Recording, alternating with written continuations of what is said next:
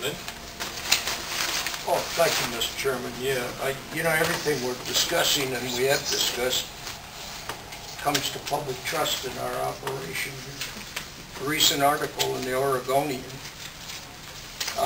bothers me a little bit because it talks about the culture of how TriMet has preventable versus non-preventable accidents.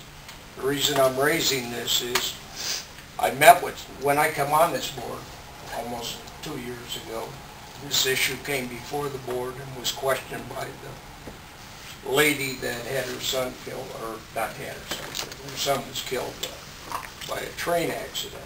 So I got involved in this. Senator Metzger asked to meet with me. I met with him several times. Senator Metzger and I met with the lady several times. And also I sat with Steve Banta and I said, Steve, I want to see how TriMet meets and decides whether an accident is preventable or non-preventable. And I've had past experience with it with trucking companies. And they have a very detailed and criteria-orientated procedure to decide on preventables and non-preventables. We went to the bus side and I found that they do have a very detailed criteria that they were going through. The rail side didn't. And I met with Steve again after reviewing their criteria and the procedures, and Steve changed some things. He did. But because of the article that the Oregonian printed, again, the public trust is coming to it. The question is raised now, are we doing the job the way it's supposed to be doing, TriMet? So, Mr. Chairman, I would like to see that TriMet hires a professional, national rated safety inspector. The person comes in here, reviews the criteria and procedures that we use to determine whether it's a preventable or non-preventable accident, and that person makes a full investigation and comes back to this board and assures us and the public that TriMet does it the right way. And we've got to do this because it caused, again, the words out of Metzger and here himself that questioned that there's a culture in TriMet that doesn't rate them fairly or investigates them right. So I think, Mr. Chairman, we have to do this to assure the public that the safety is the #1 concern of all of us, so that we do determine whether it's preventable or non-preventable. And that makes better drivers, to make sure we're doing it right. Let me just make sure that, first off, safety, as I was even put in by Steve, we look at everything as preventable and approach it accordingly. It is obviously very, very important. We have, in fact, had a National Transportation Safety, I'm going to say, Shelley, where is Shelley? National Transportation Safety, National Safety Council. Council representative go through a random sample of our accidents with a number of things. We're going to present this to you in March and be able to walk it through. What I'd ask is, when you see what they have concluded, whether or not you think we need to be able to do more and you as a board. But we agree, we like to have that independent outside look at our processes and always looking toward improving them. Well, Mr. Chairman, if I can answer Fred. Fred, I'm aware of that, and what they reviewed was paperwork to see that it was done. I want someone coming in here, reviewing and sitting with these committees, your safety committees, educating them on what is the criteria, what is the procedure. Look, I don't like discussing this out in the open, but your rail committee had nothing before them in deciding on. They didn't look at detail. They listened to somebody read a report to them. They had nothing in front of them as to where the accident happened, any reports from the driver, their statements before that. This bothered me. Now, Steve made some changes. I know he did. But because of this article in the paper, TriMet's being questioned.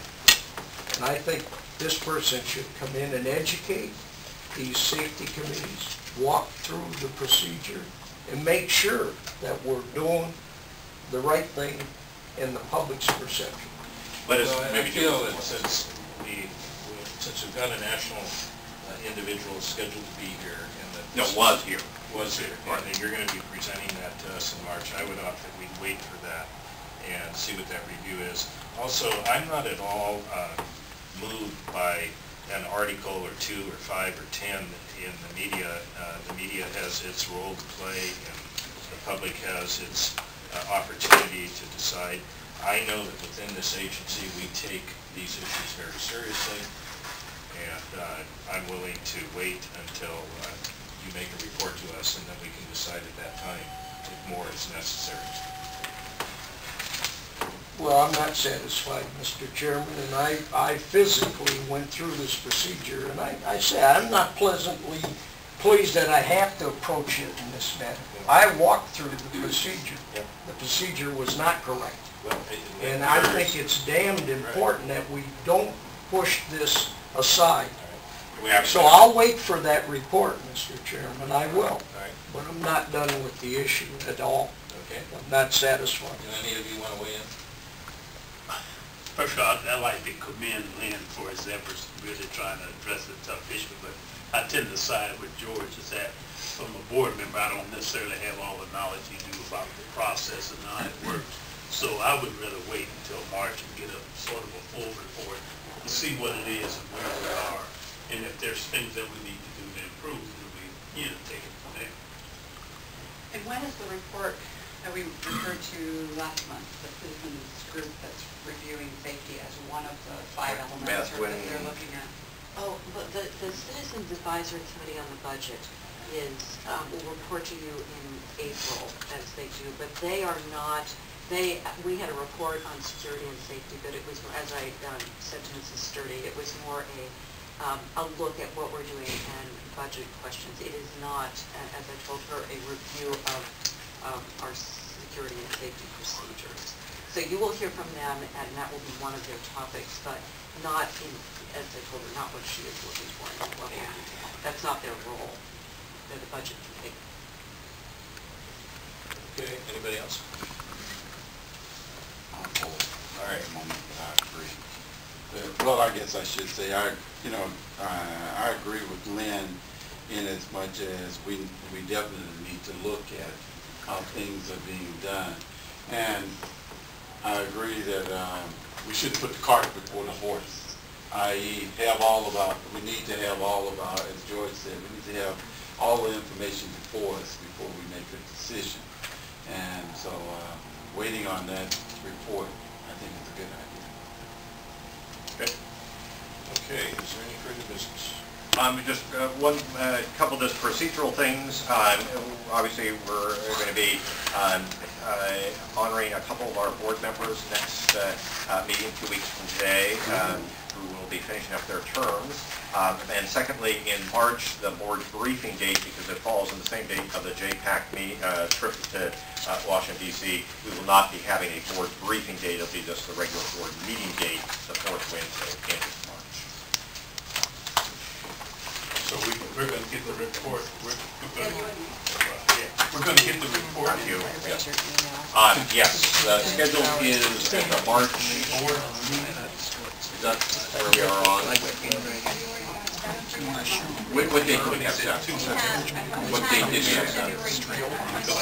Oh, I misspoke. It is, the report's coming to you on February 24th on the safety security.